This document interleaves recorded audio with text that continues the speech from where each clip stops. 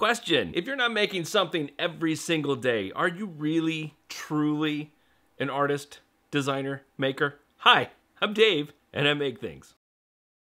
Okay, I know that question is completely inflammatory, and it was done on purpose so that you would click and continue watching. But the reality of the situation of making something every single day, there's actually some validity to that. What I have personally found is that anytime I've ever started on a long-term daily project, I always end up coming out way ahead at the end. Today I'm going to talk to you about how I started a new daily project where I'm designing posters every single day and posting them to my Instagram. And I'm also I'm posting them to my shop as well, but you can go check it out if you want, but I haven't really announced it anywhere except for here, so I guess I'm announcing it. I am doing daily poster designs, and I'm only 7 days in by the time you see this, and so it's early, but I've done these processes before, and I want to talk to you guys about why doing daily work is something that I believe every single artist, designer, photographer, illustrator, maker of things, I believe that every single person that is creative of sorts and makes certain things, you should be doing some sort of daily project at least once a year. And as a bonus, while I'm talking to you, I'm gonna show you some video of me designing one of my latest posters. A lot of different things to get into, so we'll get started, but not before I say, hey, can you do me a favor? If you even remotely like the idea of this video or what I've done in the past, please go down and hit that like button. Anytime anybody hits that like button and maybe makes a comment down below of any sort, it helps me out. It helps boost awareness, and I could use all the awareness that I can get right now. Could you do that for a brother? Okay, let's get started. Let's talk about the posters. Why posters, Dave? Why are you doing posters? There's a couple of really good reasons.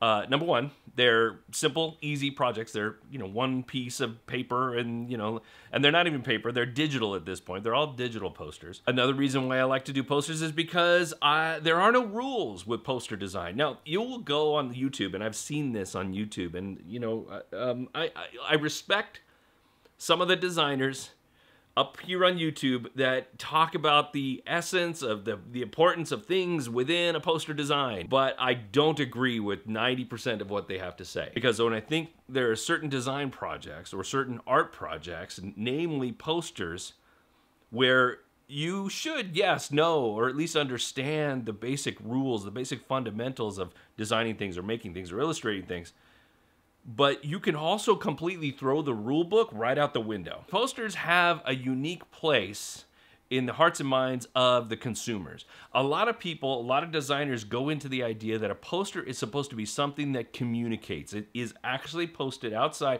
It's meant to communicate an idea, the next movie coming up, some information about wherever you happen to be at. But then there's also the posters that are meant to be collectible, the posters that are meant to be for people who just want something of whatever it's featuring. Anytime you go to a rock show or any kind of music show, they usually have some sort of poster available. And if you go to small venues, a lot of times these posters are really elaborate, well designed, and they're pieces of art. They're not meant to be posted on the outside of the venue.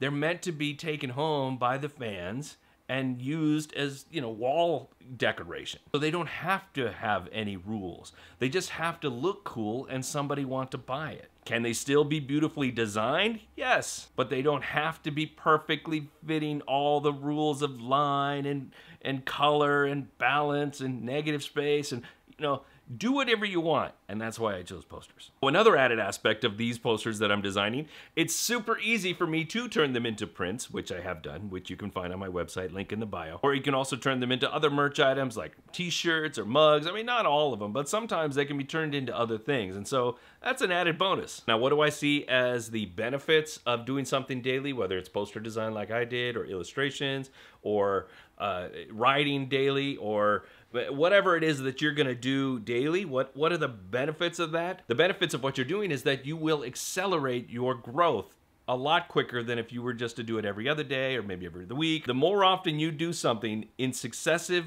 times over successive periods, the more likely you're going to grow faster. That's just plain and simple the truth. You learn faster, you improve your technique faster, you find the goods and the bads quicker, and ultimately when you get to whatever your end goal is, whether it's 30 days, 100 days, 365 days, infinity amount of days, whatever that is, by the time you get to the end of it, you're like, wow, man, I've improved so much. Even in the 7 days that I've been doing this project, I can already look back at the first day compared to the 7th day and say, wow, look, I'm like already changing and shifting and making adjustments and finding new things about my own style within that shorter period. Another added bonus is that you build up a little bit of a work ethic to your stuff, and eventually you're feeling like, if you're not doing the daily stuff, it's like, oh God, I feel like I need to go make something, because you just get into the rhythm of making. But are daily projects all sunshine and roses? No. Absolutely not. In fact, there are quite a few pitfalls to the whole concept. Back in 2017, I did what a lot of people do around April of the year, is the 100-day project. It's meant to be 100 days of making something. A lot of people draw things, some people make things, some people just do whatever it is. It's 100 days of doing whatever thing you're doing. It came out really cool. I did 100 days of me drawing powerful women. In fact, actually, there's one right there. It was tough. It was arduous. It was mind-numbing at times. But at the end of the day, or rather the end of 100 days, it was ultimately rewarding. I learned a lot about myself. And one of the things that I learned is that I don't really like to draw. I mean, I like to draw, but I'm not trying to be any kind of illustrator. And that was kind of like my goal, was to like learn how to draw female faces better. But at the end of it, I was just like, eh. That said, I still learned a ton, and I appreciate every single moment of that. And so the next year I tried to do it again, but this time I picked a topic that I thought would be a little bit cheeky. I am a bit of a coffee snob. I like to drink really good coffee, and I decided I'm gonna do 100 days of coffee. And I drew a bunch of pictures, but I only got through to like day 33 or something like that before I was like, this sucks, I'm done. I just wasn't inspired by it, and I chose the wrong motif. I chose the wrong idea, and it just, you know, like I love coffee, but I don't love it that much that I want to draw it every single day for 100 days. This past year, 2020, I did Inktober, which is basically, it's a prompt-driven challenge of 30 days during the month of October, and you're given the prompts to do every single day. You have 31 days of prompts, and they're all, you know, they tend to be a little bit more on the, yeah, I don't know, like a ghoulish side, the Halloween-ish side of things, but not always. I mean, some of the prompts for this past year were like things like fish or radio. So there wasn't really, there's not really any super strong correlation to the month of October in that respect, but it's something I did. It's something a lot of people did. And the thing about Inktober is that it just, like, the prompts at a certain point, they just weren't my thing. Like I would get, like, the beginning was really cool, but then as I moved on, it was like some of the prompts were just like, God, I just don't have anything for this particular prompt, and I ended up doing like half-ass work because of that. I definitely finished the project, but I wasn't as proud of some of the stuff I did later on as I did stuff that was earlier. The ironic part of all this is that, again, I went back to drawing things, and this time I was drawing strictly digital on my iPad. It was a brand new iPad, and I wanted to learn how to draw on it more, so I decided to do Inktober to teach myself how to draw better on my iPad using the Procreate app. And I did. I learned how to draw better, but even towards the end, the work was better than it was in the beginning, but it was less inspired. There was also a point a while back where I was going to do a journal a day. I was going to design a new journal through KDP every single day. And I started to do that, and this is one of them, but I started to do it, and it didn't go very far at all. And not because the journals themselves were difficult. Those were easy. You know, I had a template set up, and it was super easy for me to just make the art and turn it into something. It was the process of getting the journals up onto KDP that really kind of drove me nuts. So why on earth, after all of that experience, would I decide to start another daily project? The truth is, I love posters. I love designing them. I love looking at other people's posters. I love the possibilities with them. Like I said, you can follow the rules if you want, or you can break the rules if you want. And I love that idea that I can go into something and have my design rituals that I stick to, but then all of a sudden just throw some of it completely out the door and do something that nobody might expect. I do have a little bit of an end in sight. I do want to do this for at least 1 year. I would love to be able to get through 1 year of designing posters. And then if I get to the end of that 1 year and I still want to do it again, then I'll go again.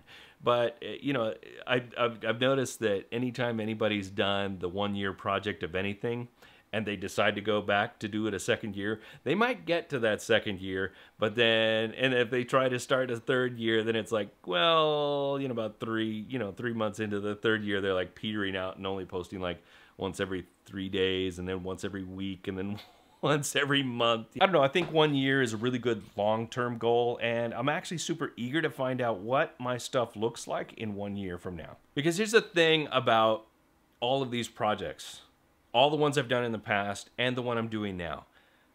Every single thing that I've done in any one of these daily projects has applied some sort of knowledge to the next one. The stuff I did the first time I did 100 days back in 2017, that applied itself to what I did in 2018. Even though I didn't get very far in that one, what I learned from that applied itself to all of my work after. My drawing skills that I learned from both of those times, when I applied them to my Inktober project this past year, all of that stuff carried over. What I learned from Inktober has carried itself into my work now.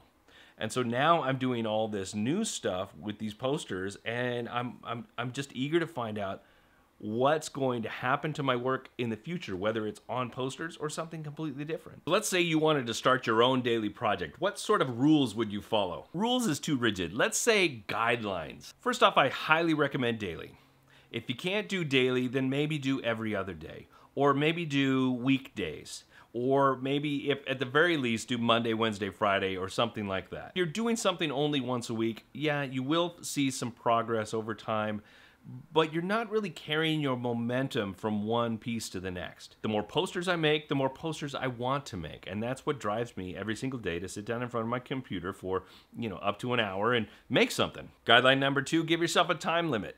If you know that you can make most of these things within a certain time period, like say 30 minutes, 40 minutes, an hour, 2 hours, and you can spare that every single day, well then say, okay, I'm only going to work on this for this amount of time. If you finish faster, great, move on to the rest of your day. Or if you get to that time limit and you feel like you might be done, but not quite, well, then just be done. Number 3, if you are doing something that takes more than one sitting, then maybe what your daily practice is working on something every single day. So if your thing takes a week to finish, then work on it every single day for that week, and then move on to the next one the next week. 4, break all the rules. Figure out what rules you need to follow, and then break them where you can. That's what's gonna make it more fun and more interesting for you. Break the rules, but not the streak. Stick to the streak. 5, I think I lost count already, which is weird. Share it as often as you can. Share it on social media on a regular basis, because it gives you some sort of accountability to your viewers.